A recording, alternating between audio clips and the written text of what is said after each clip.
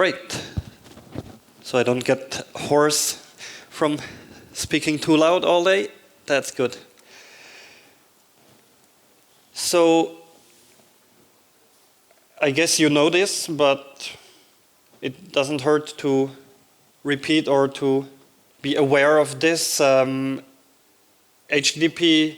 the protocol, is about communication between client and server.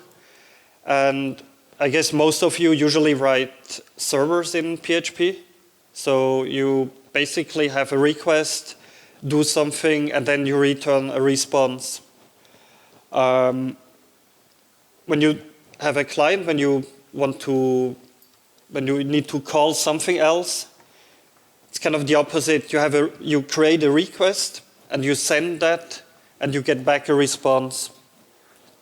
But actually the code like PSR7 defines request and response. That works both ways. You can use that on a client or on a server application.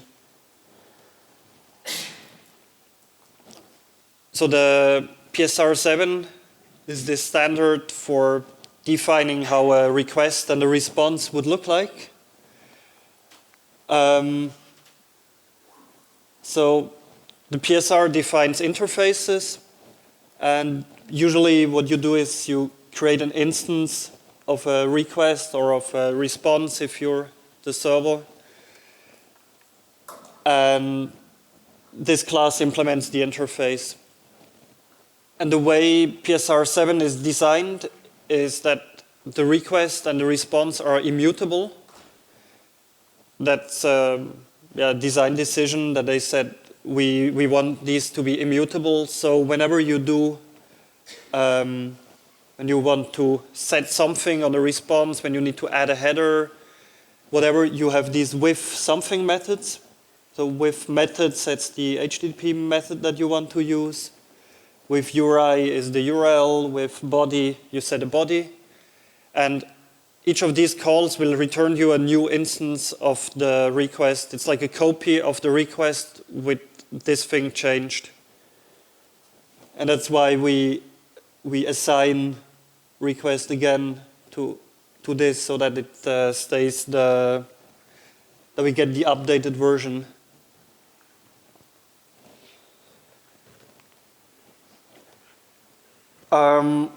So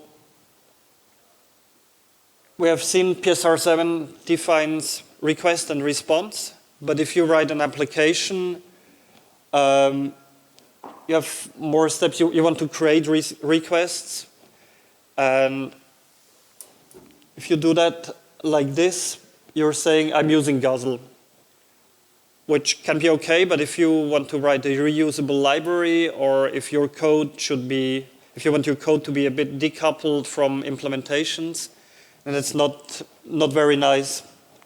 So one thing that the HTTPlug ecosystem provides is message factories, where you have a request factory and also a response factory, where you can say, I want to create me a request.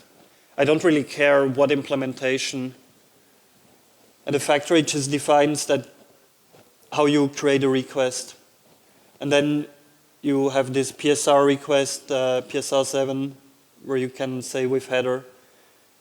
And using the factory, you decouple yourself from the request response implementations. So that solves the first bit. But then you have a request now, but you want to somehow, if you write a client, you want to transform the request into a response. And to send that, you need a HTTP client. And you have the same problem. You can use Guzzle or Bus or whatever. There's a couple of clients. There is curl that can do HTTP requests. But it would be nice if you could just say, I need any kind of client that can accept a PSR7 request and will return me a response. And that's what HTTPlug is. It's like a very boring interface with just this one method, send request.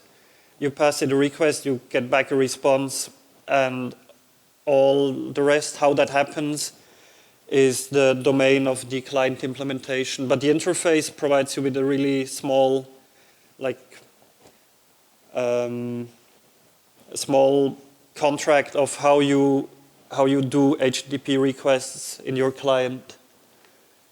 And using that interface, you can type in the interface and inject any client, and then the rest of your code is decoupled from the client. So that will be this bit. By the way, if you have questions, I want to encourage questions, so I have some Leap chocolate. Whenever you ask something, you get a chocolate. And I have lots of chocolate, so don't worry to ask questions. Any questions so far? Can we ask questions later? Yes, you can. Well done. That works. That works.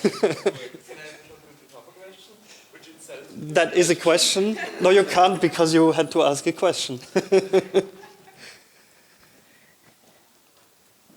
So, for this workshop, we provide you with a little API. It's to manage to-do items, which was a really bad choice because the code highlighting is horrible when you have to-do all over your text and code. But anyway, so it's just a CRUD API where you can create, read, update, and delete to-do items. And we have a, oops, here, in the VirtualBox, you have an API doc. When you go to this API HTTPlug web summer camp domain, and this defines, oops, sorry. This defines how you can call the API.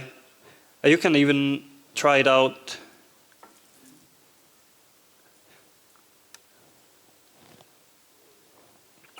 So here we have no to-do items, but can recommend that in general to have Swagger as a documentation for an API.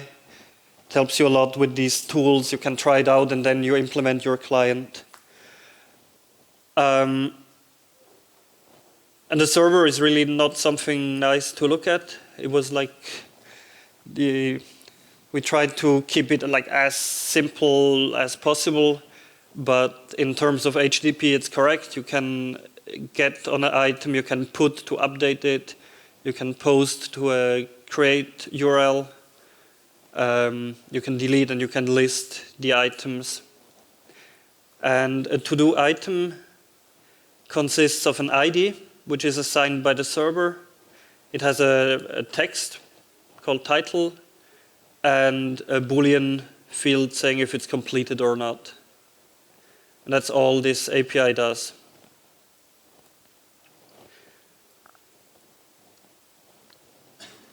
So now for the first exercise, we want you to write, not really a client, just write a PHP script that sends a request to that API to create a new to-do item, and then you send a request to get the list of items and just print them on the command line to do your first request and handle a response. So in your VirtualBox, please go to the HTTPlug folder, it's called, I think. Let me see. Whoa, wrong place. Yeah, workshops, HTTPlug, and in here you go to clients. Yeah, right. That's important. You do git pull to get the latest changes, and then run installation run, which should basically just do this, but maybe it will update some of the packages.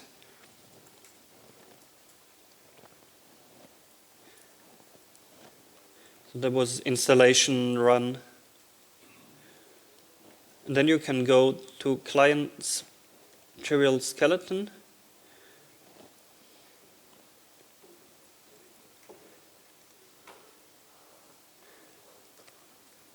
And here we have this PHP script called bin client, which doesn't do anything. And that's the idea of the exercise, to make it do something.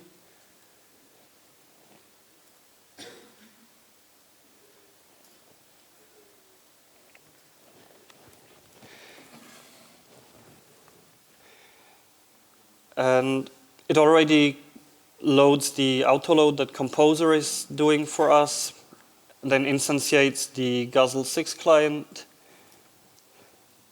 the Guzzle MessageFactory, so that's the HTTPlug thing to create messages, and we have this variable to tell where the server resides. So I suggest that you get going, and if you're unsure of anything, then raise your hand and Márk or I can come to you. And in a bit I'm going to show kind of the solution. So the idea is do a request on that create endpoint and then list the items. So basically a request to this endpoint.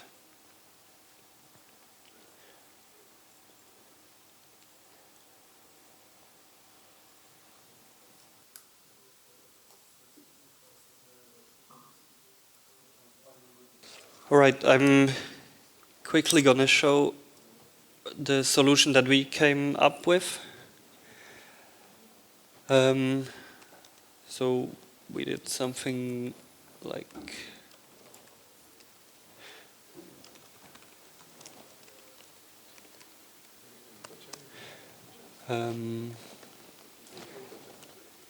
so the item has to be JSON, and the easiest way to get a valid JSON is that we just write an array and then JSON encode that.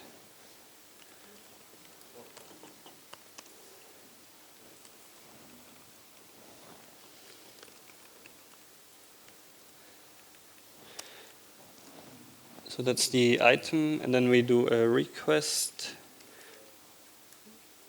with the help of the request factory. And here we have some kind of redundant behavior because the create request method accepts parameters, but you could also just do this and then say with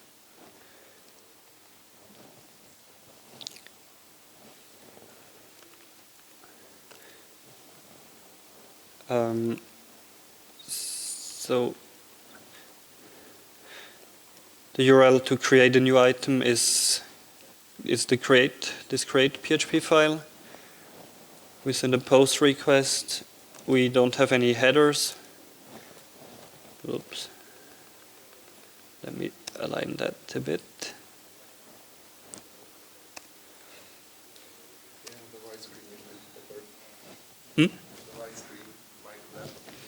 Yep.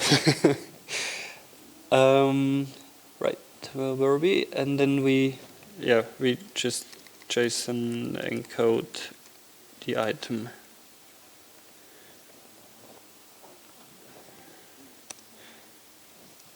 And then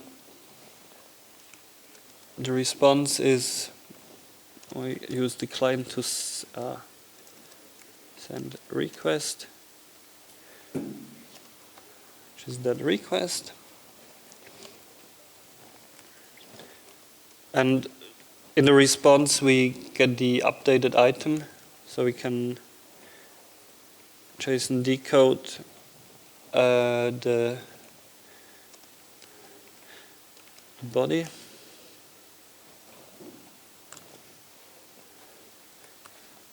We want to decode that as an array and not as a standard class.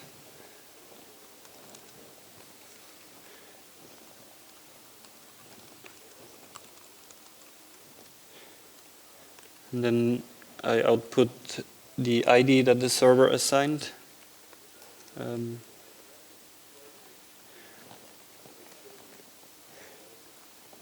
Now if we run this, it tells us created this item, the server gave it an ID, and we do another request to list the items. It's a GET request this time on base path list.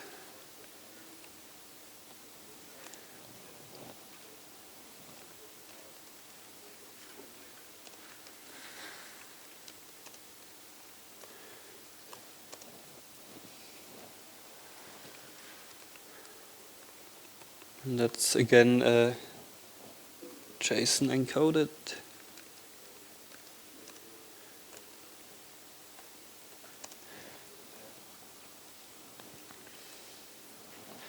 And then, well, let's just dump that list.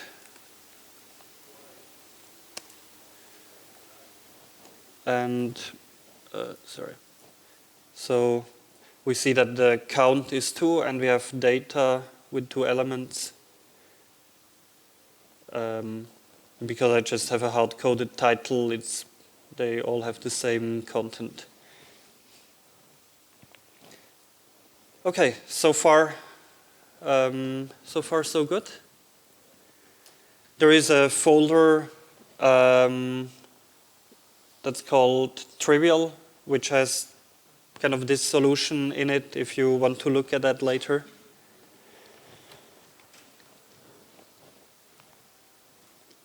So I want to talk a bit more about HTTPlug, the idea behind it. So we've now used it a bit, but it's not that different from just instantiating and using Guzzle if we use it like we used it in this simple example. So what's the point? If you write your application and you write, you say like, I'm going to use Guzzle 5. That's what you would have done 2 years ago, probably 3 years ago, maybe. Or then it was Guzzle 3, maybe. So you start with that, and wherever you have requests, you have references to the Guzzle version. And then one day you want to switch to PHP 7 or something and realize it would be nice to upgrade Guzzle. And then you would have to go through a lot of your code and change, like ideally you just change namespaces, but maybe it's more complicated. So the idea here is that you get an abstraction where most of your code just says, I need a MessageFactory and I need a client to send requests, but I don't really care about what implementation is doing that. And then you can have setup code that maybe does some special configuration on your client if needed, but the rest of your code doesn't really need to know what type of client you're using. So you can then use any client or switch between clients. And if you write a shared library, a library that is used by other people or used in many projects, this becomes much more important. Because if your library just says, I want Guzzle 5, and the other says, I want Guzzle 6, and the third one says, I want Bus, and so on, then you end up in a project with 5 different HTTP clients, which doesn't make much sense. And when you write such a client library that calls to some API, usually all you want to do is send requests and you don't really care about the specific client. On top of that, you also get plugins that are built just on PSR 7 request and response without being tied to a specific client. And the repository comes with a bunch of plugins for standard cases like authentication, caching, logging, some header manipulation like add a header or overwrite headers, remove headers. And you can use that to build a a chain of plugins on the requests so that your library or application can change the request before it's sent out or once it is returned from the server. And all of that without being tied. I mean, Guzzle, for example, does have plugins as well, but then you would be tied to Guzzle and that version of Guzzle again. And with the HTTPlug plugins, you can have like implementation independent plugins. We will not see an example of this, but HTTPlug also defines an asynchronous client where you have a send async method and you get back a promise. A promise is just a thing that says eventually there will be a response in this. We don't know when, because that's the point of asynchronous. And you can give it 2 methods or callbacks, just any callback. It could be an inline function or, sorry, like here, callable. And when the response arrives, the promise will call these functions depending on whether it was a successful or a failed response. And then, I mean, if you do it like this, it makes no sense, but if you have other code, you're doing a bunch of requests, and then in the end you can wait on the promises to make sure that all the responses are now gathered. And that allows you to do requests in parallel. It allows you to do requests in background. Then one more thing that we have is the auto-discovery. That's mainly a thing to use in a library if you want to make like a really simple setup.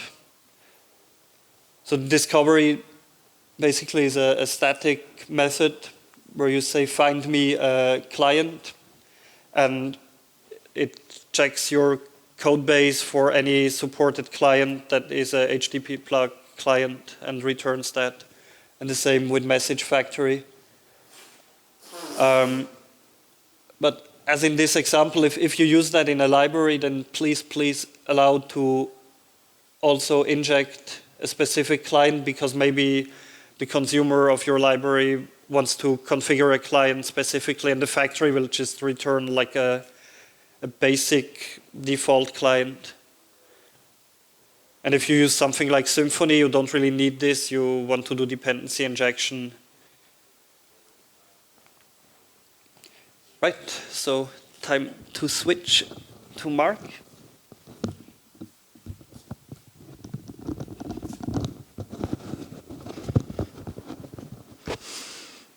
Hello, can you hear me? So, I will be talking about how to actually create an API client with the HTTPlug, and I will also present how to unit test your client. Any questions about HTTPlug so far? Okay. So, what is an API client? It's kind of an API over an API. You can call the remote API, for example, the REST API, the API, and you also build kind of an API when you code. It's also an API. And this means you can write 2 kinds of clients. You can build a custom domain for your client when you don't want to implement all the operations or methods provided by the remote client. For example, if you want to write provider another mail sending client, you can use Mailgun, you can use MailChimp for that. You don't need all the operations provided by Mailgun or MailChimp. Or you can write an API client which tries to present the domain model of the remote API in your code. And we are going to do that kind of library. And we are going to use HTTP for this remote API as a transport layer. Of course, a remote API can work through any kind of protocols, but now we are going to use HTTP. As David also said, there are many HTTP client implementations out there which you can use. You can use whichever you want. But the point is that when you write an API client, don't tie your implementation to a specific one, because that can easily end up in a dependency hell when you want to install a library which requires Guzzle 5, then install a library which requires Guzzle 6.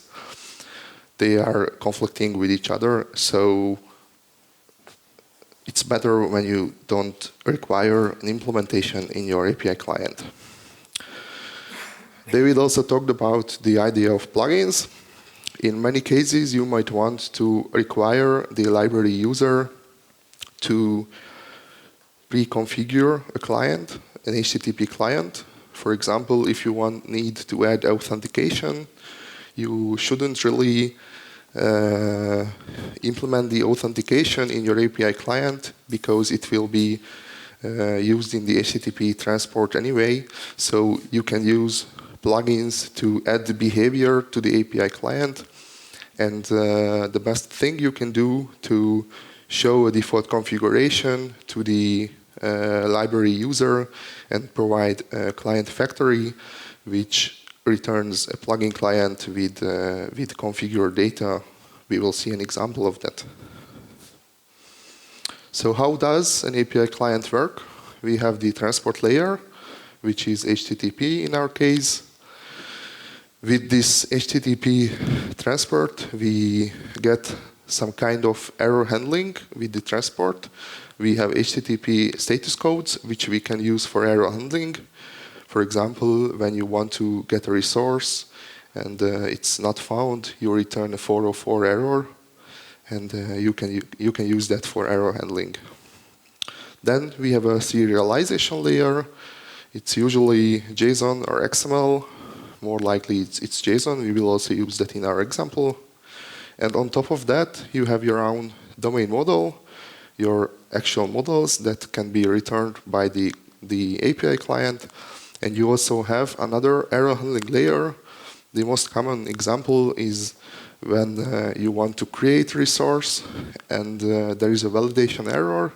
You might want to return some kind of list of errors or list of fields which didn't pass the validation. So this is the second layer of error handling on top of HTTP status codes. How to use Composer? This is a little bit difficult part, and we also faced many problems with it. So first of all, as I said, don't require a specific HTTP client. Require this virtual package instead. Virtual packages are the feature of Composer. You can imagine them like an interface for a package. You can require this client implementation virtual package, which doesn't exist, but it's provided by several clients which implements our interfaces.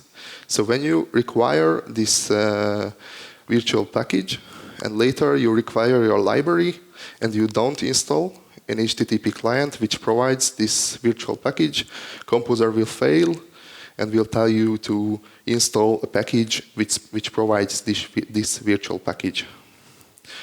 The same is recommended for message factories. At the moment, message factories are provided by our HTTP PHP-HTTP/message package. For the moment, you have to use and install this package in your application if you want to use message factories, but of course you can implement your own custom message factories if you want. Just make sure to provide this virtual package, and when you require it in your library and want to install it in an application, it will work. Optionally, you can also require the discovery layer. It's not required, but it's a really small library which works out of the box all of our HTTPlug resources. It can discover clients, it can discover all the message factories, stream factories, and so on. It's built with strategies in mind. The default strategy is a static list of resources that contains all the HTTPlug resources, clients, message factories, but it also provides a Puli strategy. Puli is developed by Bernard Chusek, who will present here tomorrow, I think. You can use it to kind of inject your own resources, clients, message factories into this auto-discovery layer. And you should also require, as a development dependency, some kind of client that implements and provides this client implementation virtual package. This will usually be our Guzzle 6 adapter, which implements our interfaces, and under hood uses Guzzle 6. So this was the composer part in your library. Now you want to use your library in an application, so you want to install that library in an application. But since we have these virtual packages, you also have to install a client which provides these virtual packages, and you also have to provide a package. You have to install a package which provides this message factory implementation. If it's a requirement for your client library, you can, of course, directly require one of the PSR7 implementations out there. Then you don't need to use message factories. If you don't install these together with your client library or prior to installing your client library, Composer will simply fail and you won't be able to install the client.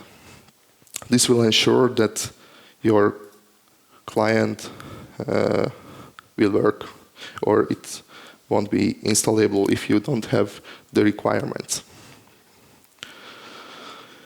So let's start. The first exercise will be to configure our HTTP client. We made some kind of decision a year ago when we started to make the the interfaces a little bit more simple, to require all the configuration happen at construction time. You can't set configuration, you can't pass configuration together with your request.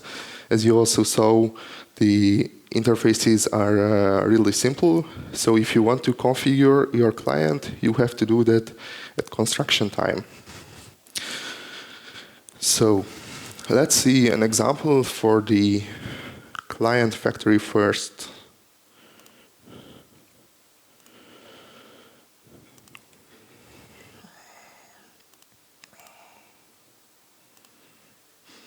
Yeah, by the way, you should change directory to the library skeleton.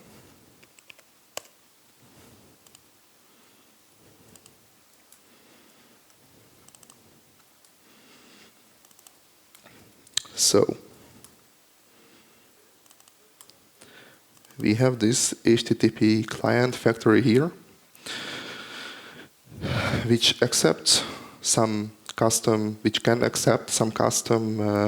parameters. For now, it's only the host, which will be the base URL for our client. It accepts also an array of plugins, which can be any kind of custom plugin which the user might want to add to the configuration. For example, logging. Logging is not required for your API client to work, but it might be required for the user to debug what happens during the request. And optionally, you can also provide your custom HTTP client. It's not necessary because this code uses the discovery. But if you know what client you want to use, or you don't want to use discovery, you can also pass your custom HTTP client here. So first of all, we need to configure our base URL, because in our library, we don't want to hard-code it. You might want to use different base URLs for different environments of your API. So first, we create a base URL for our API and add it to the plugin chain with this add host plugin. This will ensure that every request that you send to the API will be prefixed with this base URL that we configure here. There are many configurations that you can do here, I think. Yeah. So you can pass custom configuration to this plugin.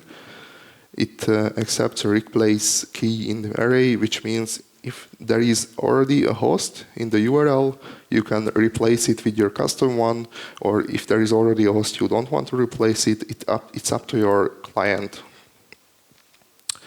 So if there is an HTTP client, we don't want to find one with the discovery, but if there is no, we want. And then we pass all the stuff to this plugin client. This plugin client will build a chain from the plugins passed to the client. And during the request will travel through this chain. You can add behavior or data to the request. Then, in the end of the chain, or in the middle of the chain, the plugin client, we call this HTTP client that we passed. And on the way back, when you receive a response, all your plugins can also modify the response, log the response, whatever behavior you want. So if you need any special configuration, special expectations for the HTTP client in your API client, then you should provide some kind of client factory to make it easier to use your client, also to make it possible to do the inner configuration. So before moving forward, I just want to show you that we have some models here. If you take a look at them, these are the direct representation of the API here. So if you take a look at the schema, it's exactly the same in our models. We also have a to-do collection, which holds a collection of to-do items. We will use these models for the serialization layer. And we also have some exceptions for our domain. We will use some validation of the arguments, and we also have some error handling exception for the return value of the response. So let's create our client. By default, each plugin is responsible for all, but the plugins use the chain of responsibility pattern. So I can show you an example plugin to see how it works. So each plugin has a handler request part, which receives the request itself, receives the next plugin in the chain, and for some convenience also receives the first part of the chain to restart the client. This is useful in the retry plugin, for example. And your plugin, when you implement a plugin, you can decide whether you want to modify or log the request. And when you are done, you just call this next callable, which will return a response. And if you don't want to, if you want to do something with the response, then just, where is the $sign? So, shit. This one? Okay. Cool. So you can just assign this to a variable, use it for whatever you want, and then in the end return the response. Or if you want, you can break the chain too. Yeah, but how do you specify if you're in the response cycle and It depends on your plugin. It's the behavior of your plugin. Yeah, but you said you have to specify all the plugins when constructing the client. So you will actually have to specify all the plugins that are responsible for the request cycle plus on top of it for the response cycle. But No, you don't? no. So you specify the order of plugins, and the request travels through the plugins, reaches the HTTP client, and then travels through, in the reverse order, the same plugins. And if you don't want to modify or log or do something with the response, just return the return value of the next callable. Yeah, because it is just a bit misleading when it says end of request. Yes, it is. Response cycle, then they should be. I think we have a documentation for that. And we have some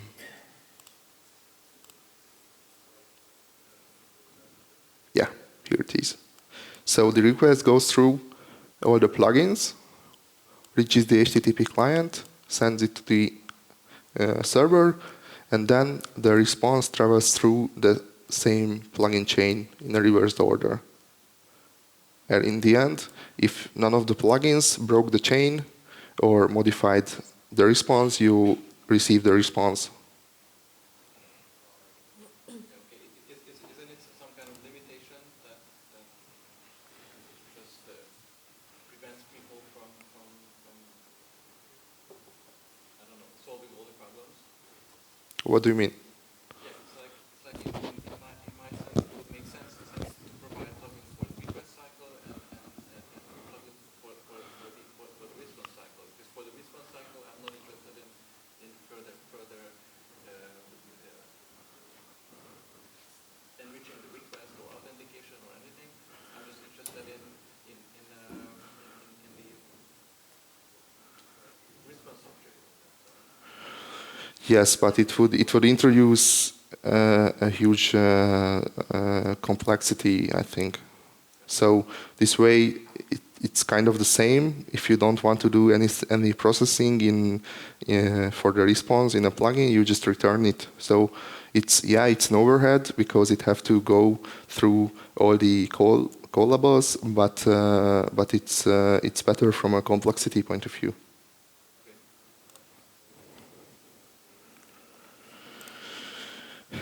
Okay, so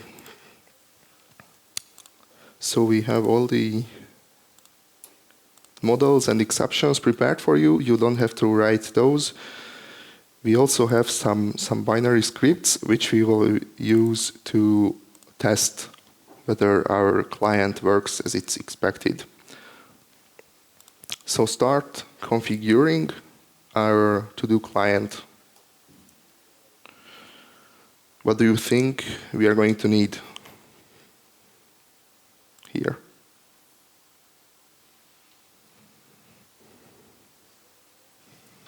Yeah, we need something. Yeah, chocolate.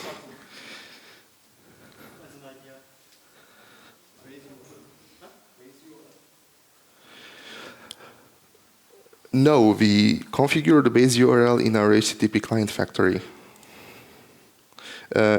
Sorry, I was probably a little bit misleading. We have the configuration created for the to-do client in the Bootstrap and the config. So we have authentication, we create the HTTP client, and we also instantiate the to-do client. So we did all that for you for this part. We need to concentrate on the to-do client itself. So what configuration do we expect here? Yes, we need the base URL, but we need that in the client factory. I can't hear.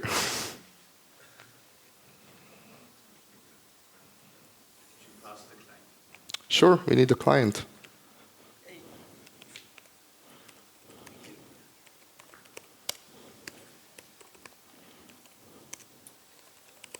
What else?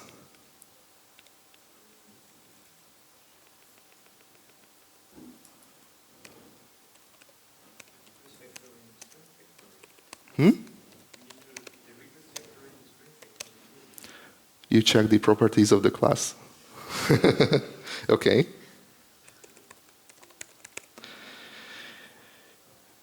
Okay, for now, we only need a request factory. So we add the request factory here.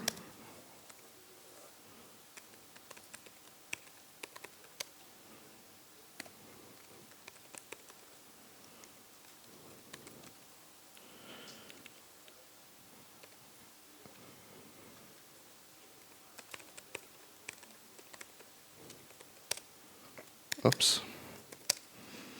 What should I write here? I help you a little bit.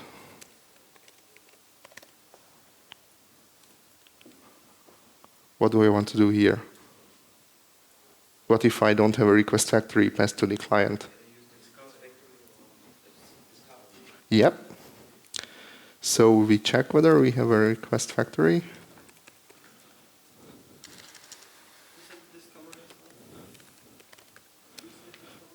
And if there is no, oops, where is the question mark?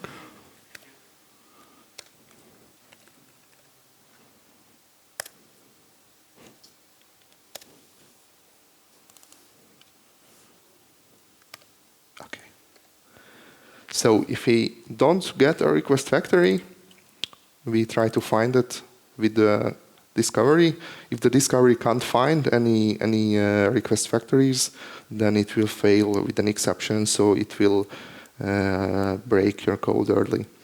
Why didn't I allow to pass null here? Because I could. We have a discovery for the client too. Why did I create an HTTP client factory?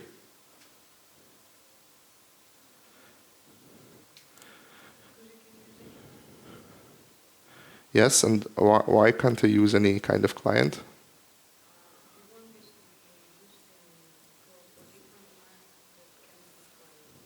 Sorry, I can't hear you.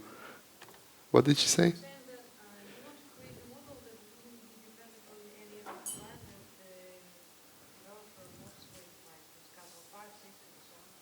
Yeah, that's okay, but the reason why we don't allow this HTTP client to be optional, because we know that for our API client there are some preconditions, preconfigurations.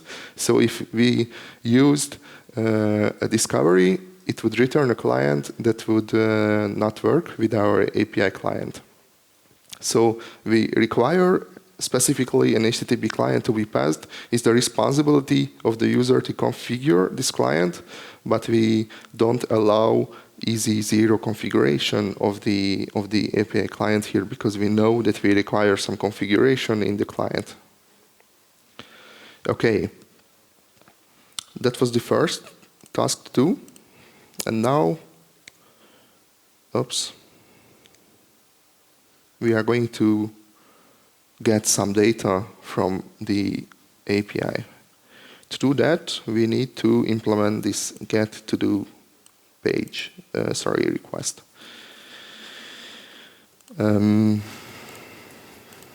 First of all, please scroll up in your shell and try to find an ID which we will be using to get an actual item from the already created items in the previous example. Just make sure you have an ID that you can use. So, we don't have doc block for that. But when you write an API client, you want to do basic input validation in the client itself. So we are going to check if there is an ID. If it's empty, we want to... Where is the exclamation mark? Swiss keyboard, I'm sorry. Where is it? Okay. So if there is no ID, we want to throw an exception. And we have an invalid argument exception for our model.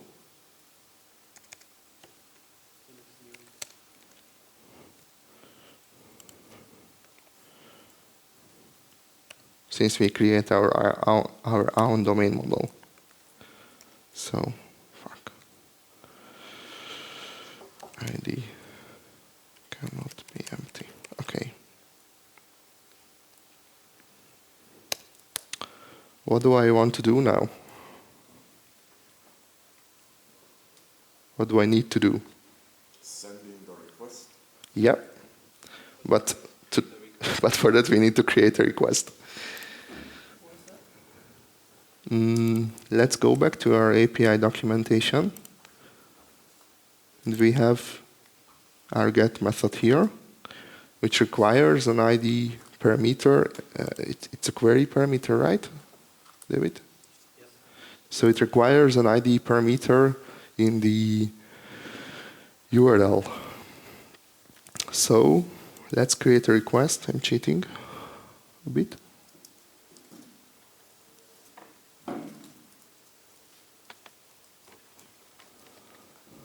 Oops.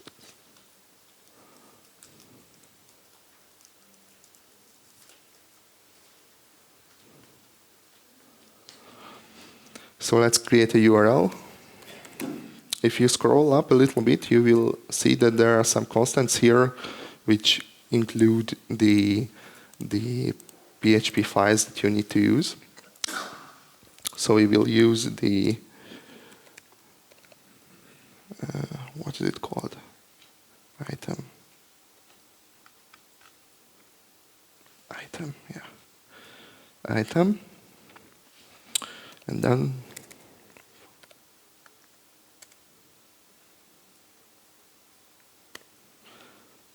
sorry, I'm familiar with this with keyboard. Yeah, I did.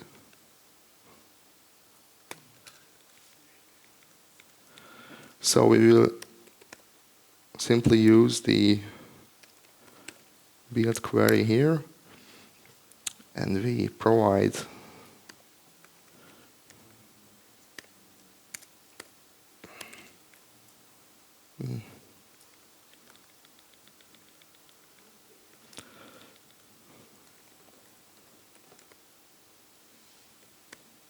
our ID here. Okay, then let's create a request. We have our request factory.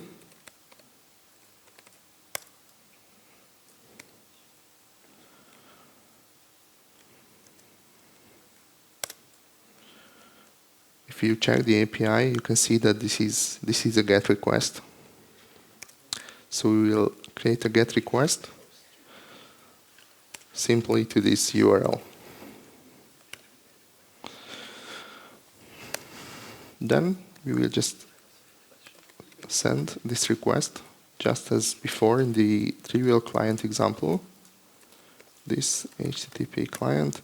By the way, I urge you to use HTTP client and API client terminology. So use HTTP client as a variable name, because that way you won't mix up API client and HTTP client, because it's easy to get confused what you talk about. And we send a request here. Okay. In our response, we receive this JSON structure. So our data will contain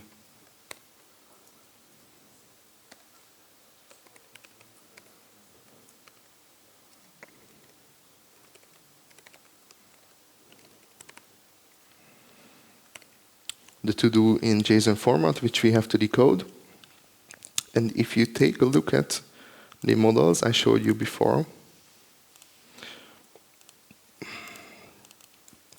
you will see that there is a from array static method here, which helps you creating the to-do model from this returned array. So I will just return to-do from array data. So this is a really simple GET request, which you can use or try. Oops.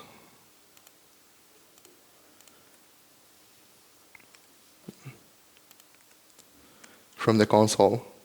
If you have this ID, to-do ID earlier, you can do, oops, get.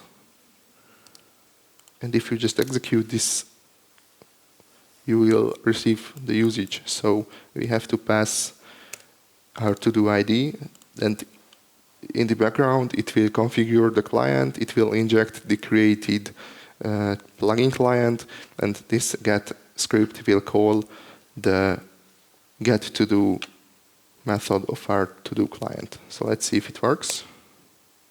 Oops. Oh, I haven't started the server. Or what's the problem?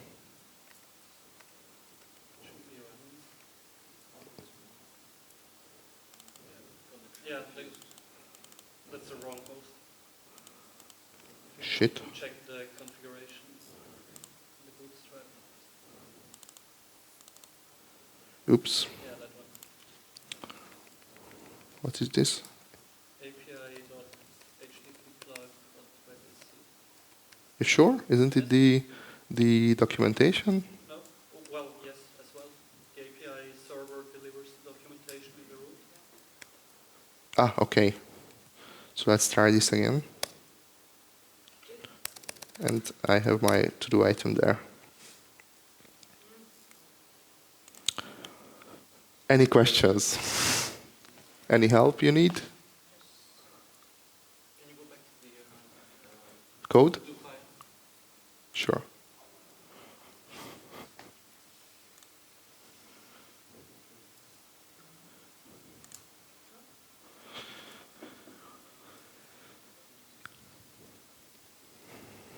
No questions? No need to help? Because the next part of this exercise will be... no, sorry. Yeah, I forgot one thing. There is one major problem with this get-to-do method. What is it? A little hint, take a look at the PHP doc. No error handling. What? Sorry? What did you say? Yeah, there's no error handling. So, if you think about the graphics that I showed you, what kind of error handling should I do here?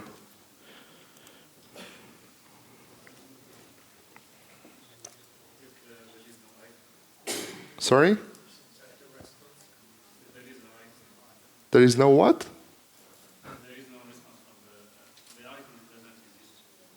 Yeah. So if the item doesn't exist, right now we should receive an error that we can't decode the answer because there is no answer. So we should add some error handling here.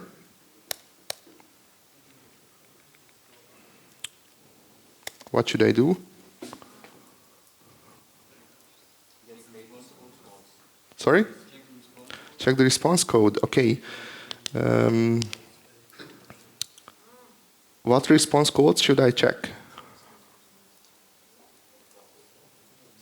HTTP code. Sure, but which codes? 404? 500? Just these two? What if the HTTP client returns something else?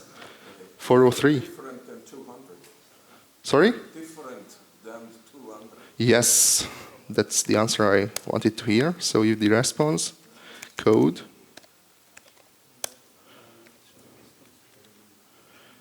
there is a get status code.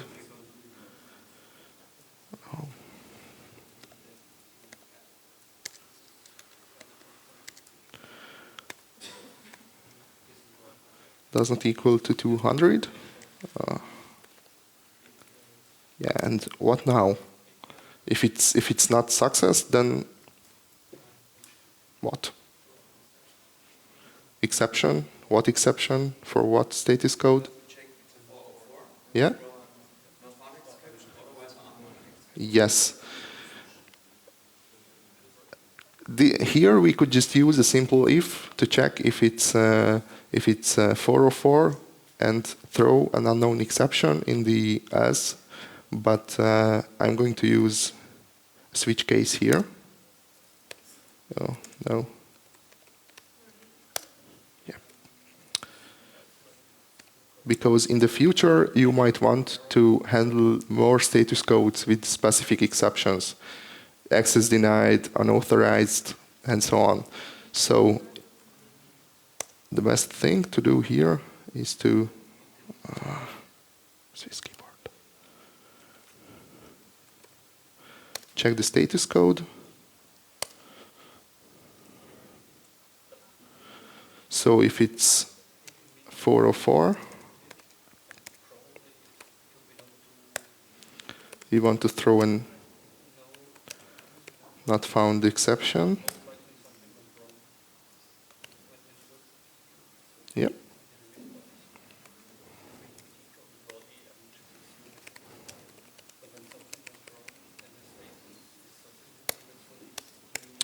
And by default, we want to throw an unknown error exception. Why do we want to do that?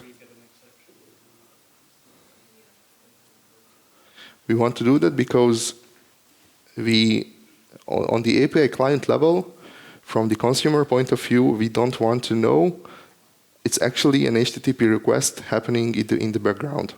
So all kind of errors should be handled by your library, even if that error is not a specific domain error that you want to show to the user. Still, you want to hide the HTTP error part from the user, and you have to handle all the errors by yourself. So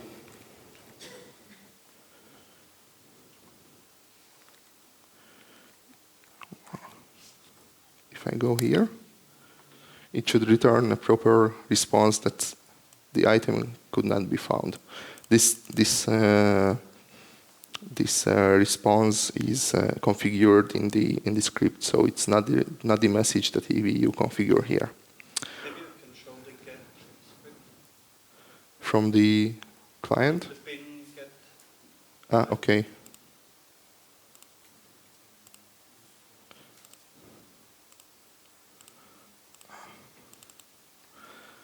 So it's here. The not found exception is code here, because we kind of know that for a get we can expect a not found exception. Here is the custom message. Okay. There is one more level of error handling we have to do here, because, for example, if you take a look at this error here, this was an exception coming from Guzzle, a connection exception. It's not really part of the HTTP flow. It's rather some other runtime exception which can be thrown by the client or something thrown in the plugin chain. But you also want to handle these kind of exceptions, and these are actual exceptions, so not status codes. So we're going to wrap our code in a try-catch, and we are going to catch HTTPlug exception here. It should be aliased in your code already. So I'm going to move this whole block inside the try-catch for now.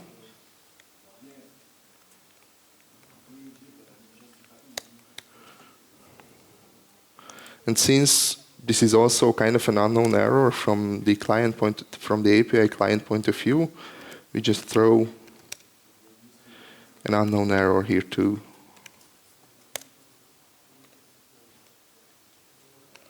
Maybe for better stack trace, you might want to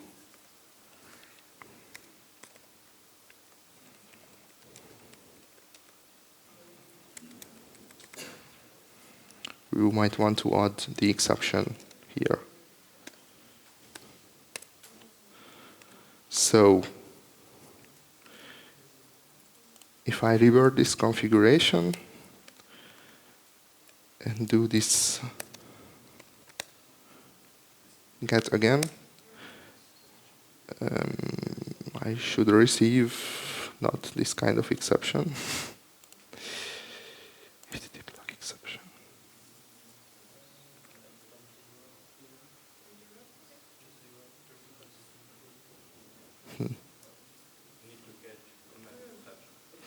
No, actually it should be code in the Guzzle client, so it might be a bug, but it's a huge one then. Anyway, any kind of exception emitted by the underlying client implementations should be code in the adapters and should be converted to an HTTPlug exception. So this is part of the interfaces too. You can expect an HTTPlug client to always throw an exception which implements this exception interface. I'm coming back here. So we have now error handling. What if I want to implement one more method? What should I do?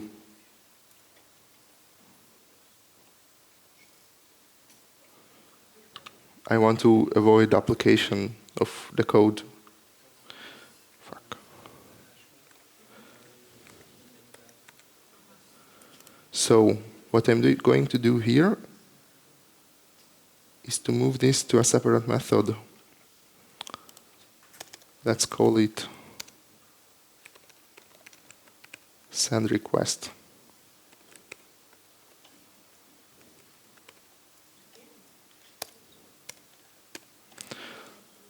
This will be our custom request sending and error handling method. And we want to return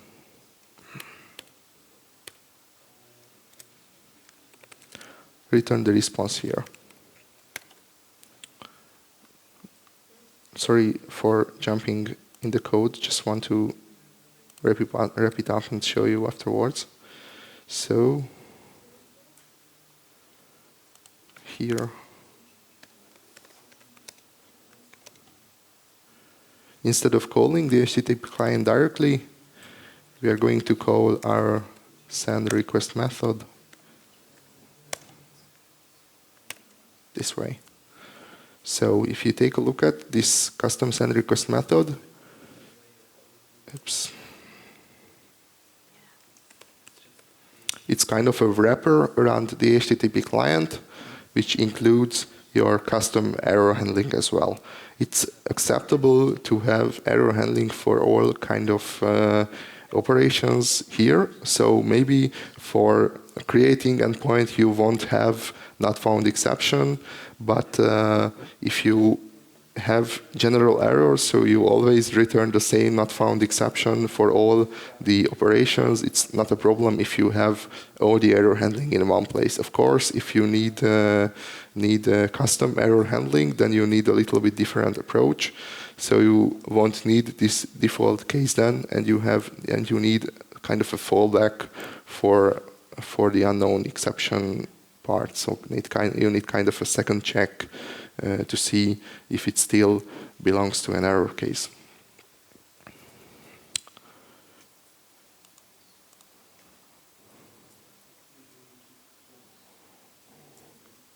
I've wrote enough code for today, so it will be your turn now. So you should now write this update to do part. We have Márk has done script which accepts an ID. And it will use this update to do method to mark the item as done. So how would you start? Actually, if you want, you can just do it yourself. Or if you prefer, we can do it together, but I think it would be better if you just try to do it alone. And I can give anyone help if you want. David is here too.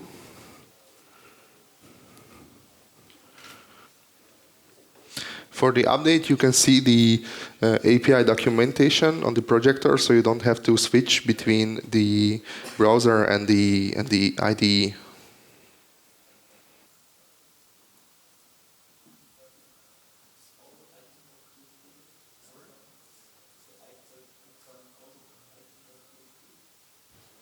Yes, it's item.php, but it's a put request. Yeah. So for those that get connection errors, you want to go to the file app config, and you need to change this to API. Also remove the port. And remove the port like this. Because otherwise the server is not listening on localhost, it's listening on this domain.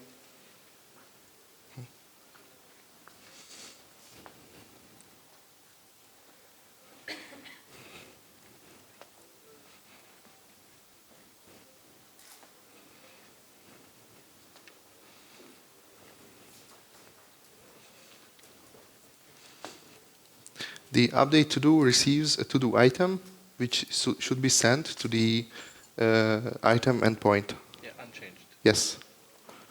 You do the update yourself outside of the library.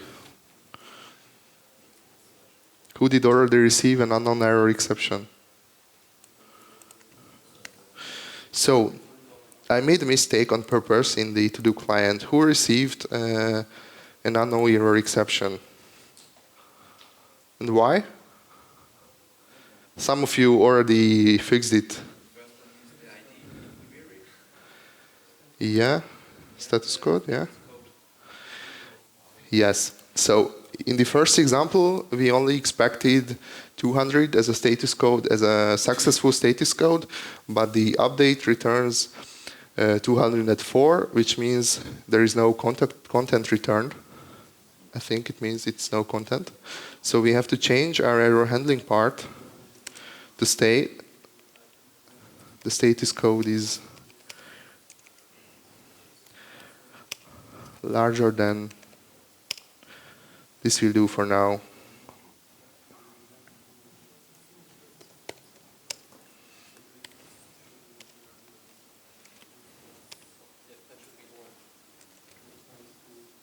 Yes. No. Yes. Where is the? Okay. So we need to change the error handling part to. This is a little bit too open, so you should probably list all the success codes that you expect from the API. But this is also kind of okay. So let's see the update to do. First of all, we need a URL to call. This is the same endpoint as for the get, but we will use a different HTTP verb put here.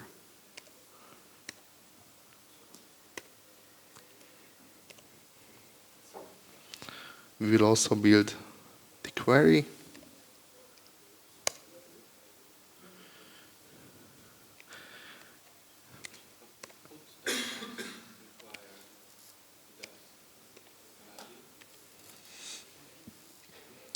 I think it does, but let me check.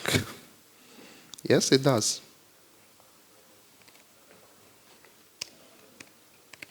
So I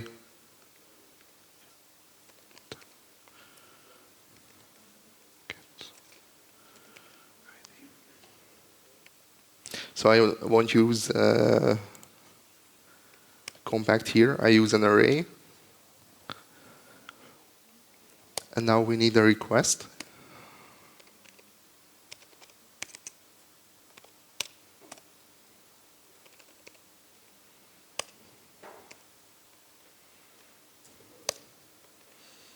this time with put.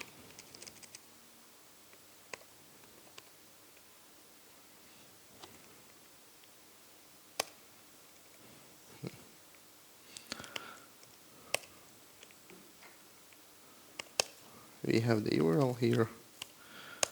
We also won't send any headers for now. And we will encode the item. But first we convert it to array. So this will be our request, which we send to the API the usual way.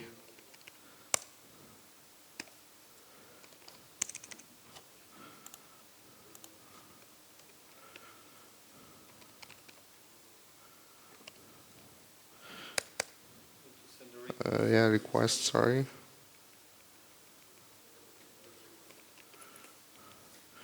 And we just return the item. So this should work for you. Let's see if it works for me. You should have a mark as done. Let's see if it's done actually. Oops.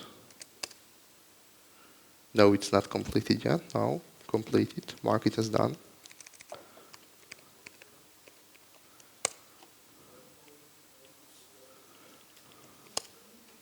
Yeah, it says it's completed. Now let's check. Oops. And now it says it's completed. Okay, any questions for the API client part? Because we are going to move to testing now. Yeah, testing. So, what do you want to test when you write an API client? You usually want to test all the operations that you do with the client, creating a resource, getting a resource, updating a resource, and so on. You also want to test the error handling. It's important that you correctly test your errors, because you don't want to get into the situation when you deploy something to production and you realize that you haven't correctly handled all the errors, be it an HTTP status code error or some kind of other problem. So it's really important to test exceptions as well. You also want to test the HTTP calls your library does, because it's kind of a test to ensure that your library actually calls the right API endpoints with the right parameters. And you can do this two ways. You can write unit tests for that. You can assert that the request sent by the library is a request that in theory should be accepted by the API itself. Or you can write integration tests for the API. If it's an API implemented by you, then you can easily write integration tests by starting a custom version where you can expect some dummy data, or you can just create custom resources and check their values. Or if it's some kind of third-party API, you can write some kind of a dummy implementation of that API, and you can check the return values or the behavior of your library based on the API. It's important that it's not really testing the remote API itself. It's testing the API client, that it works correctly with the remote API. And you also want to test your models. It's kind of obvious, but we are going to skip it for now because it's just, I don't know, testing some getters and setters. It doesn't really have any connection with the HTTP, so you can do it for yourself if you want. So let's get started.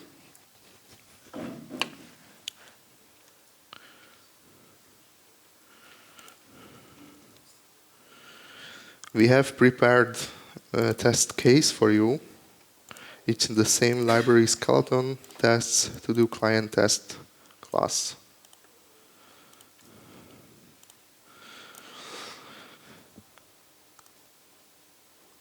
Yeah. A few words about how we are going to test. You can, of course, use mocking. You can mock response and request classes, objects if you want. But PSR7 messages are rather value objects, so it doesn't really make sense to mock their behavior. So what we really try to suggest and what we are trying to do in HTTPlug 2 is to use this special mock client implementation. If you take a look at the class itself, it's a really simple HTTP client, implements the HTTP client interface. It assumes there is a response factory, or it just uses the discovery. And you can add exceptions or responses to this mock client.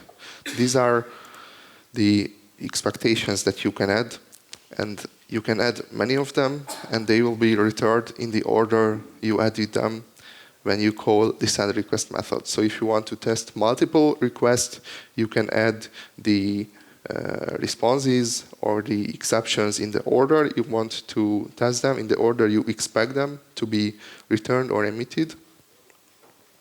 And yeah, they will be returned or thrown. And of course, there is a get requests method here, which you can use to get the request from the HTTP client. This is good for asserting that the correct requests were sent to the API. So we are going to use this mock client. We are going to inject this to the to-do client.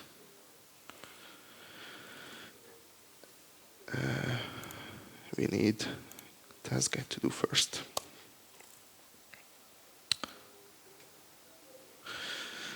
Okay, so this is kind of the other side of the API client. So it's something like we are on the server side now. We want to create some default data that we can test with our API client. So first, we need to create a response. And we can use the MessageFactory for that. That's already set up in the setup before class part. So it's a static one.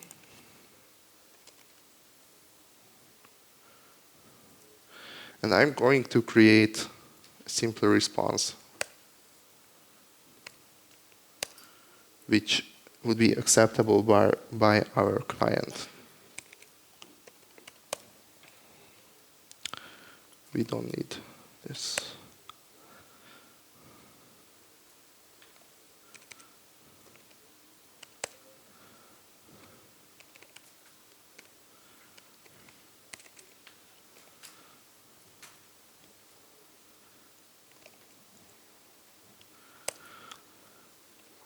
So we create a simple to-do item.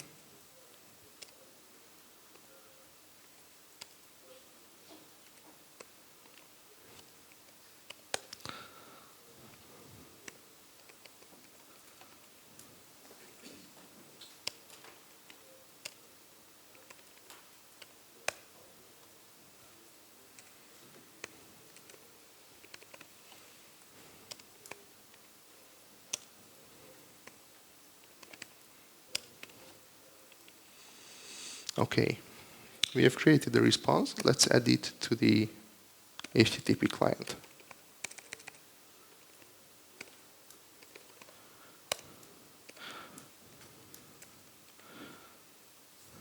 By the way, it's not really a good practice to do testing after building the API client. We only did this for representation, how you can create the client and how you can write tests. It was kind of a logical order, but we suggest using TDD and writing the test first. We add the response here.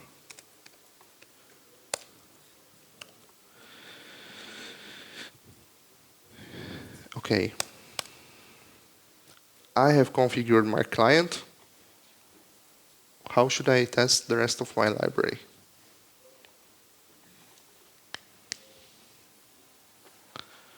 What do I want to test here?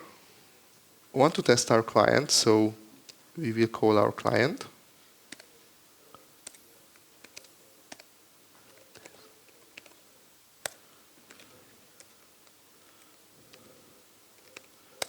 And we get the to-do with the ID ASD.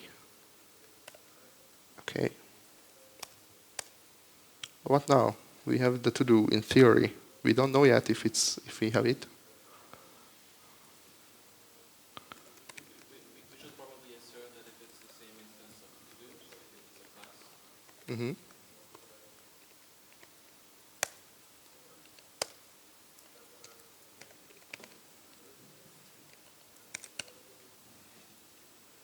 Is it okay?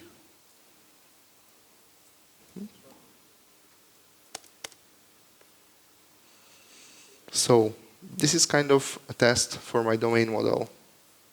We know that the getToDo returns a to-do class. It's okay. Do we have anything to test here? See if the request had been sent.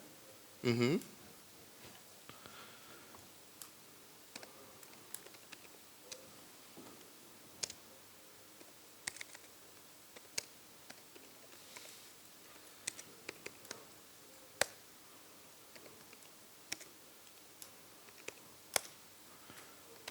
This will return all the requests sent with this mock client. For now, we only care about the first one. This will, of course, fail with an error if no requests are sent, but let's assume that the request is sent. So what do I want to check here? What's part of the API call?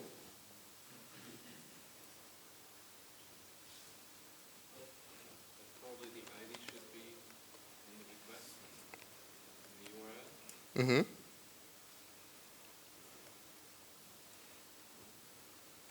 So we can we get the request query somehow?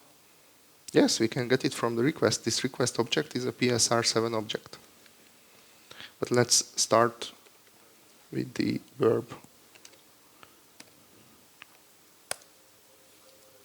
Yes, it's...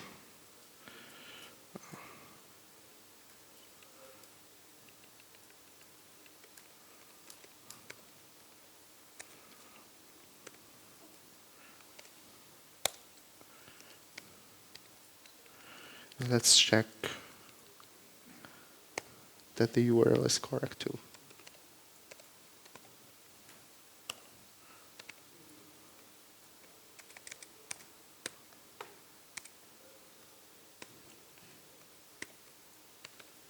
Can you describe why you need to check it? You can check this with integration test, but you want to make sure that your client calls the proper operations of the remote API. If this was not HTTP, but some other class dependency, you would also assert that specific methods with specific parameters of that dependency has been called. This is what we are doing here. But when you're looking for a to-do client, you shouldn't care about implementation, right? What do you mean? All you need from this client is receive one item. And Yes. you shouldn't care about how to receive it. Ah, I see. This client Yes, you are partly right, but as I said, you want to make sure that you use the remote API correctly. In our case, it's important that it uses HTTP for calling the API. But if you had an API which had other transport layers, then of course you would have to write some integration tests only for the adapters, as Jakub taught us yesterday. But in this case, it's just a simple HTTP-based API.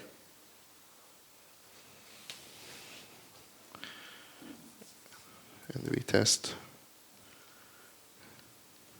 the URI here, which is an object, so we cast it to string. Okay. Oops. Can I ask a question? Sure. I know that when we do tests, we do if Sorry, I can't hear you. said that when we do tests, we do not. But what if you want to send minimum tests, like ID, ASD, and then you want to send DDK and so on and so forth? You need to create new functions, or you just create a reach? If calling the same method multiple times belongs to the same behavior, then of course you can do it in this test case if that's what you ask. But otherwise, you should create separate test cases if you want to test separate behaviors. Is that what you mean? Yes. But this HTTP client will be reset every time you create a new test case. So this is created here in the setup, which is called before each test case. Sorry, not test case, but test.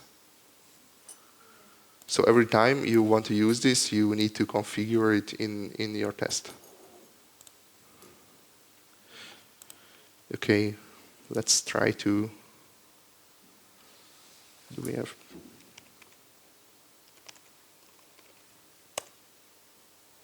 Cool.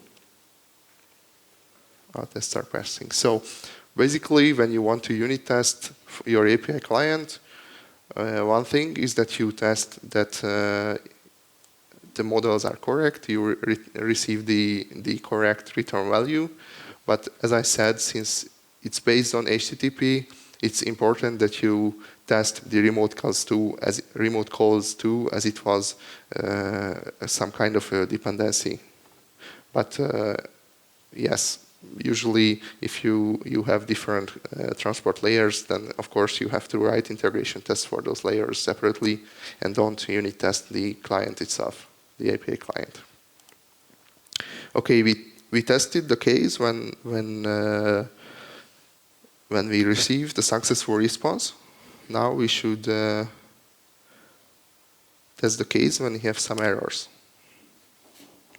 I won't test the model exceptions for now, but you can do if you want. Sorry, I'm cheating a little bit.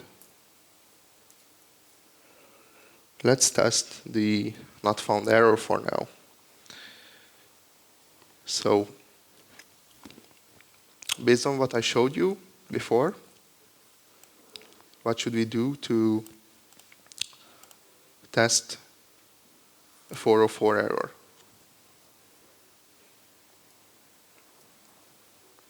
What do we need?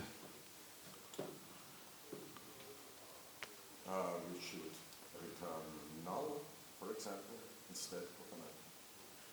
Yeah, but our API client won't be able to use that. I'll just create response with 404. Ah, yes. Let's try that.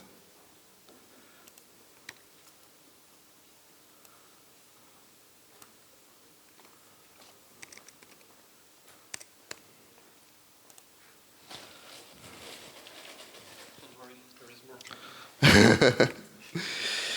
So we have 404 error. We add this to the client.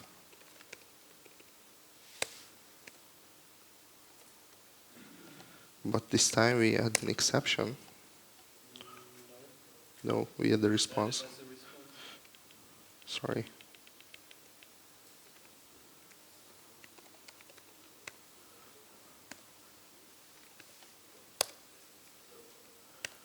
Okay, what now? Now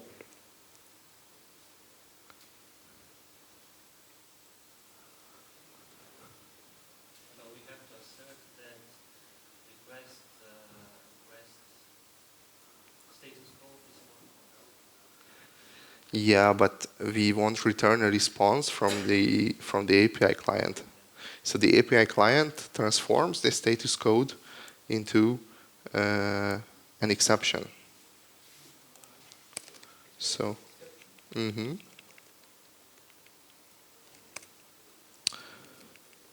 for simplicity, I will expect the exception here. And it's a not found exception.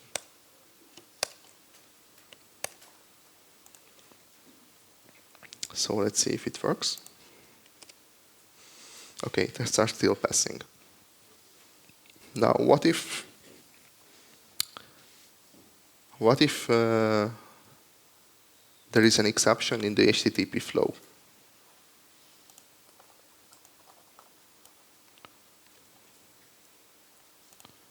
How do I test it?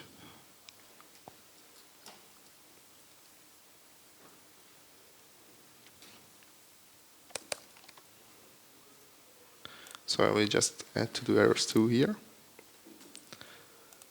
And instead of creating a REST response, I will just add the exception here.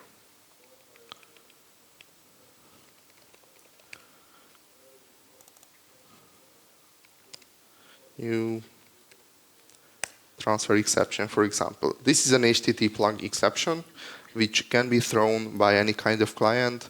For example, as it should have been thrown when we couldn't connect to the server. It didn't work, but this is what we expect. Now let's see.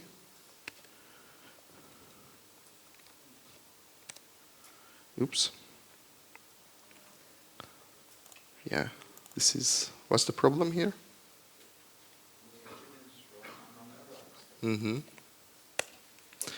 So this way we also tested not just the HTTP responses to be correctly transformed to domain exceptions, but we also code all the exceptions happening during the HTTP flow, and they are also converted to our domain exceptions. Oops.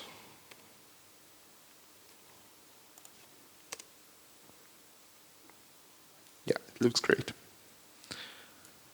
Is it time? Okay. So, in the next part, David will talk about Symfony. Okay, so if you don't know or don't use Symfony, don't care about Symfony, I suggest that you try to implement some of the other tests, or you can try to implement the get to do page method of the client or something, but I'm gonna show you the Symfony integration.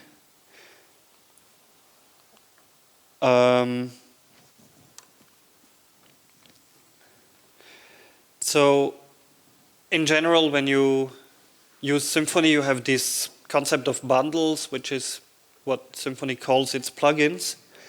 And ideally, a bundle doesn't contain much code of its own.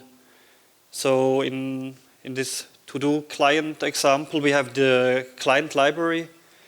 And if you want that to be reusable, it shouldn't be a Symfony bundle, because people that don't use Symfony, they don't care about having Symfony-specific code in the library.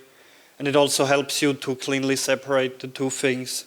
So you would do a library that is about the domain, about the API, and then you do a bundle that depends on the library and just brings the Symfony integration. And we won't do that here, but in the examples that you have, I defined a form type and validation, because these are Symfony-specific things. So that's a good thing for the bundle to add on top of the library. There is a HTTPlug bundle, which allows to configure clients, configure them with plugins, and like really nice part of it is that it integrates with the debug toolbar. So when you're in dev mode, you can see what requests have been sent and how many requests have been sent, how long they took, and all these things. So let's look at that bundle. There is a folder called Symfony Skeleton. Close all that.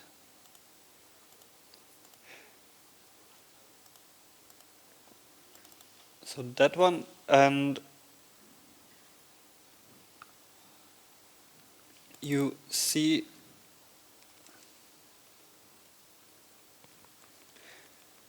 the output of that, I think, here. Is that correct?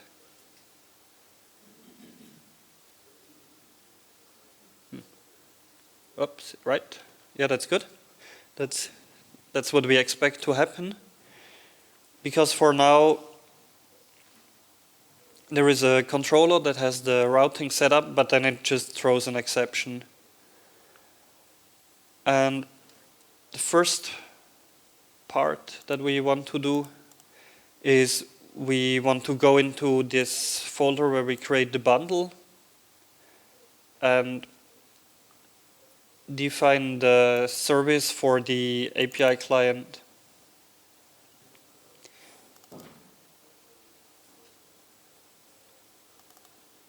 So that fits.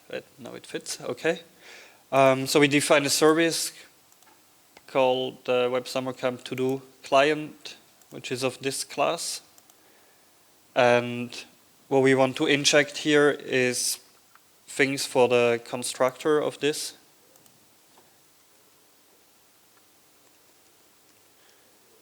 So when we look at the constructor, that would be the client and the request and stream factories. And what we do is we want to configure a client that we can then inject. So the idea is that we tell our bundle to use a client that we define here. So basically, so this is the HTTPlug bundle configuration where we can say there is this client, we want to call the client to do, and we wanted to use the factory, the Guzzle 6 factory, and we need this plugin, add host, and the host should be to do server, and this bit is defined in the parameters. So that's what we have here.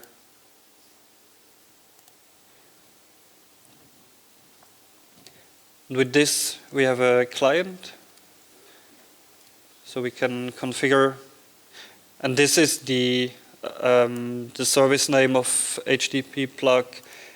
We define clients, and we call this one to do. So it's going to be called HTTPlug client to do.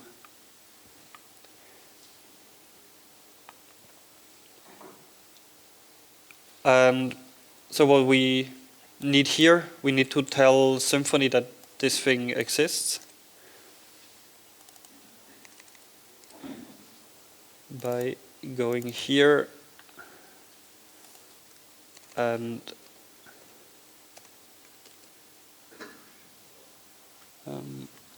quickly cheat up.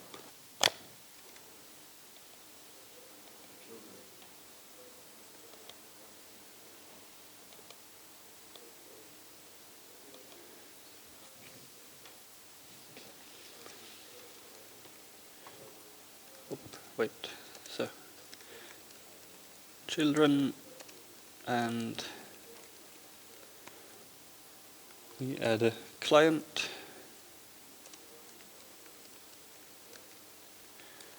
make that required.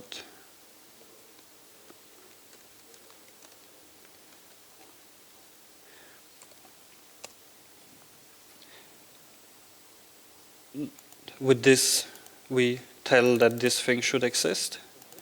And now on here, So that's the extension class that uses the configuration. And so, I don't know, who's familiar with Symfony maybe?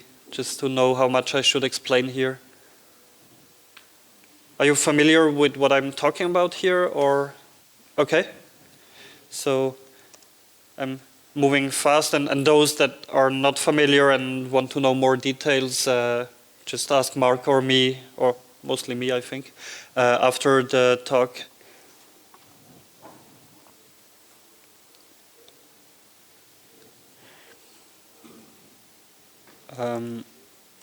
Basically, so what we configure here is a service, and we create our alias to that.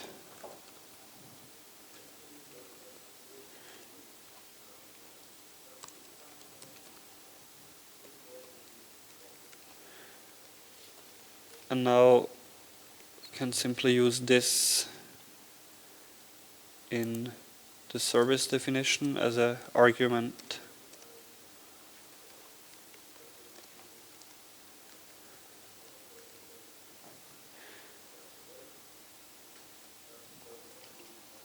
Okay, and I think that should be about it.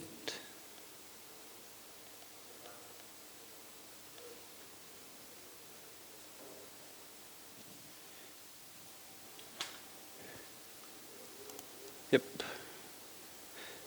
So with this, we have our super simple bundle for this API library.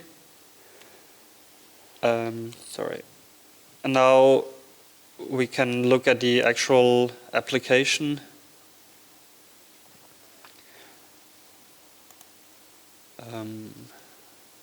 Second, right.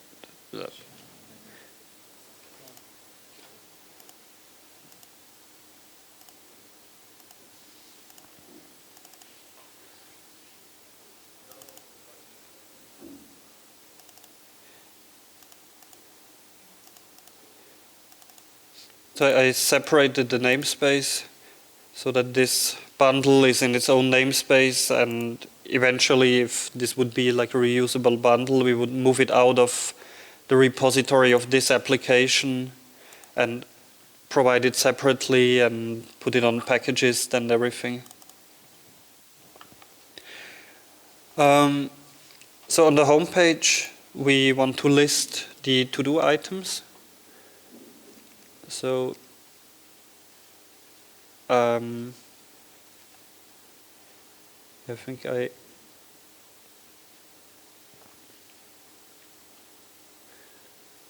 added this simple getter to load the API client from the container, because for the controller I didn't want to go all the way with dependency injection. So that's like two philosophies how you do Symfony, if you do it more in the rapid application development way or in the more strict way. So let's get the client and a list of to-do items on that.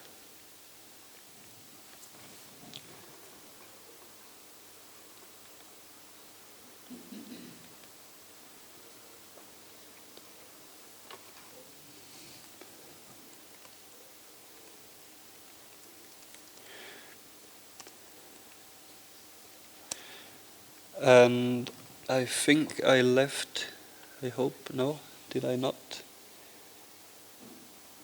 Or did I? The templates should be here. I kept them, I think. Yeah, because this workshop is not about Twix, I'm not going to write all that. But basically, we have the index template that wants to list the to-do items, and it expects a parameter called to-dos, which is a list of to-do items.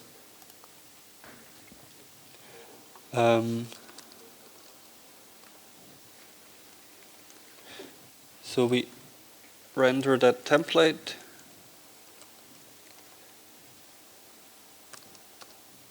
With the to-dos.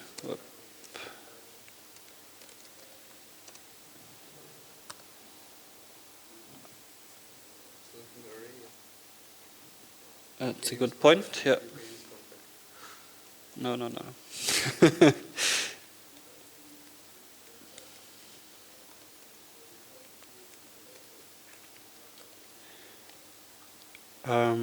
So basically this, I'm gonna skip that bit for now. Okay.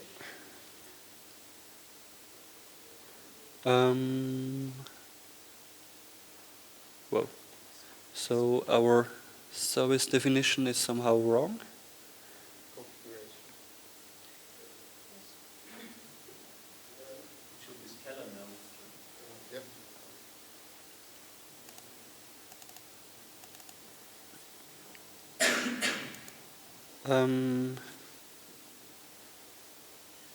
Scalar node.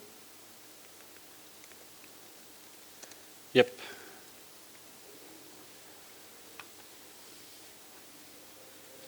Looks better.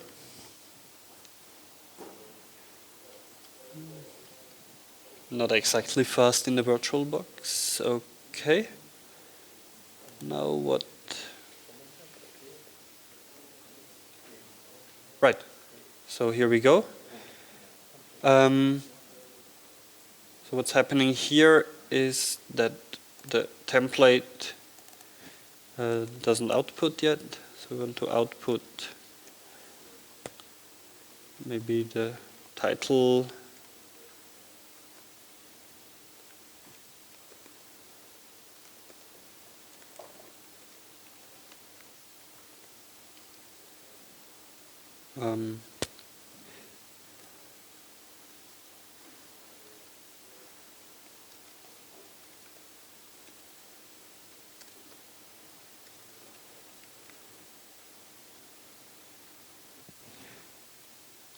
Not exactly super nice, but you get the idea.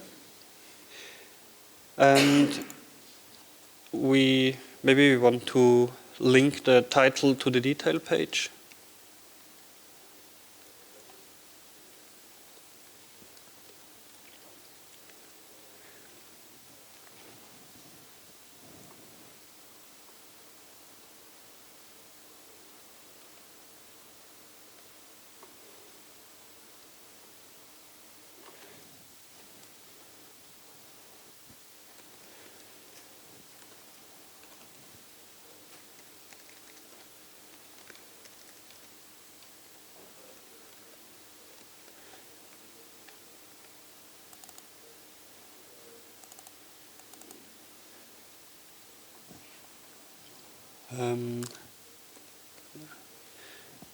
The ID being the item ID.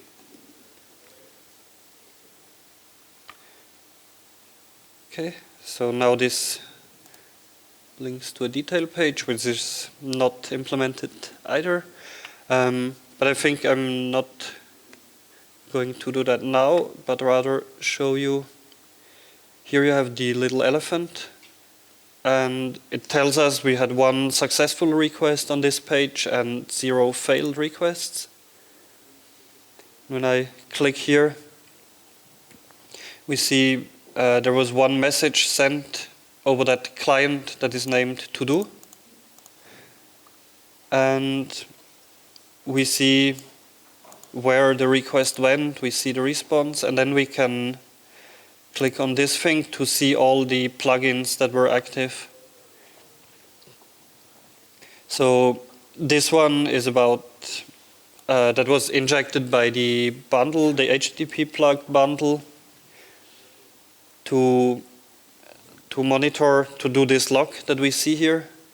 And then that's the add host that we did to make sure that there is a domain. You also see that here we have a request without specifying a host.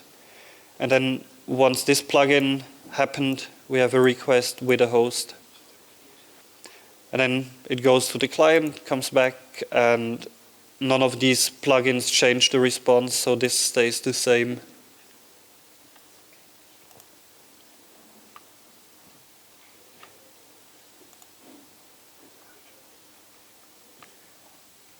Okay.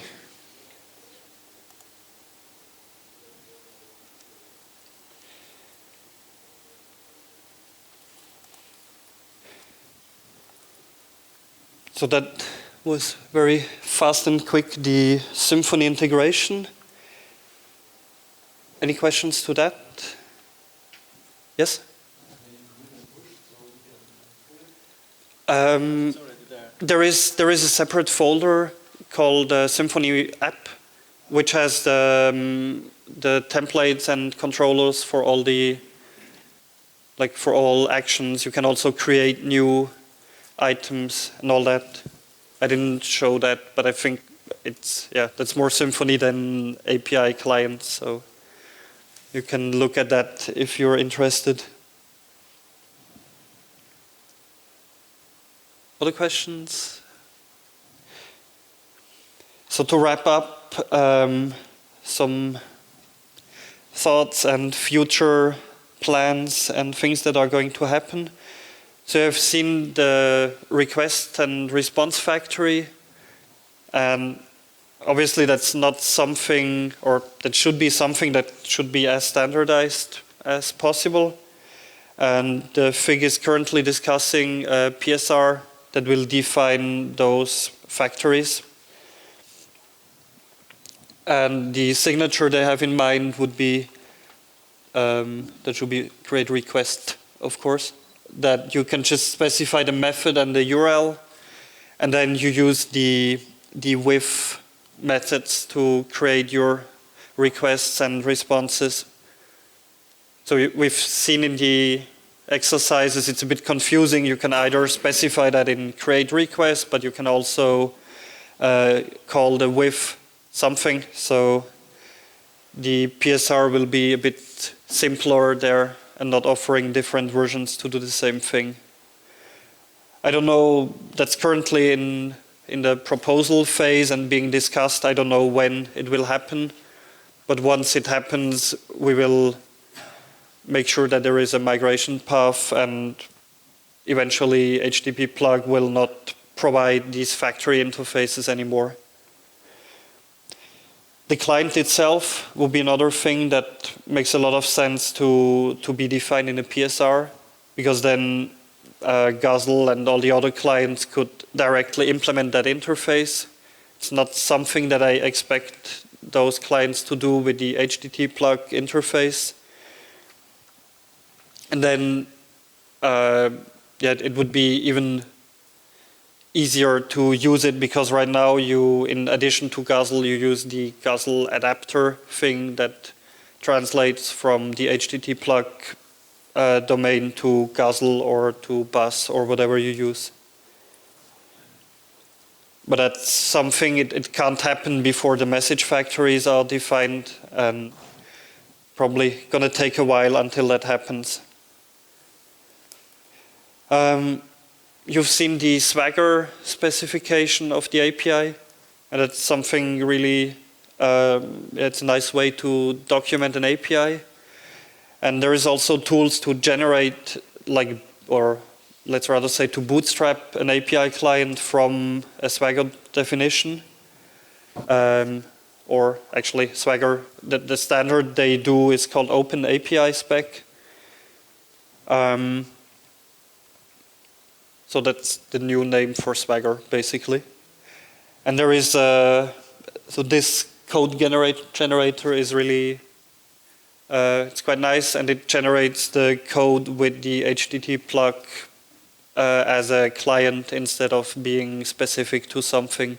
When you go onto the swagger.io, they have this tool where you can online edit Swagger doc, and then they have some menu where you can generate clients in all possible languages.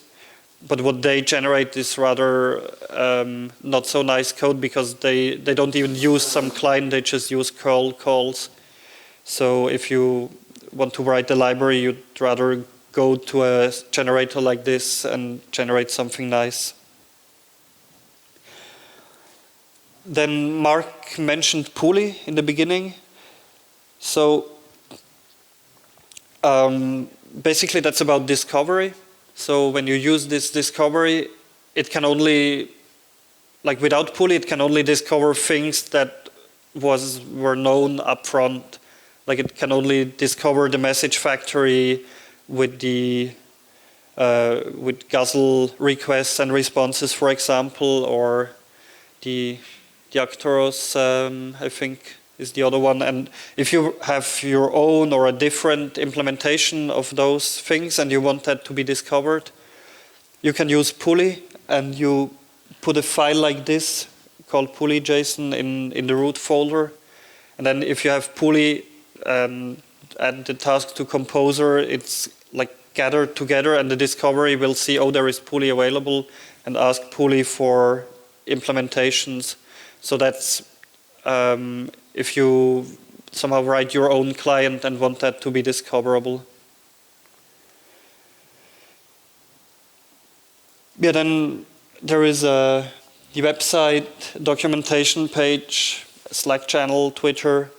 If you have any questions on how to use HTTPlug or in general on doing HTTP clients.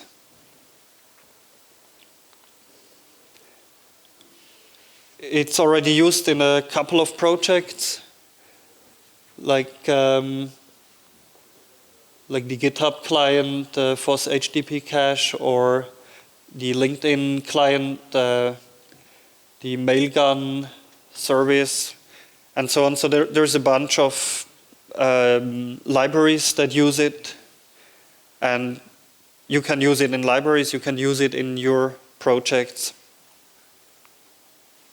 And that's about it. So thanks a lot.